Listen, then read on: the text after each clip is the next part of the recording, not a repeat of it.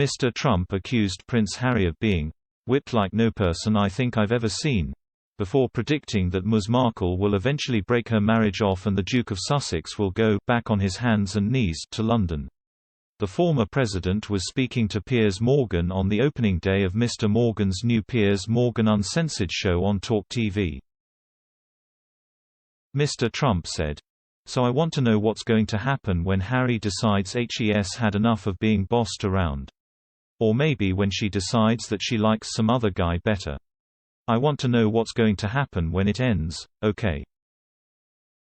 It'll end and it'll end bad. And I wonder if Harry's gonna go back on his hands and knees back into the beautiful city of London and say, please. You know, I think Harry has been led down a path. Harry is whipped. I won't use the full expression, but Harry is whipped like no person I think I've ever seen." He added, "I'm not a fan of Meghan. I'm not a fan and IWASNT, right from the beginning. I think poor Harry is being led around by his nose. And I think he's an embarrassment.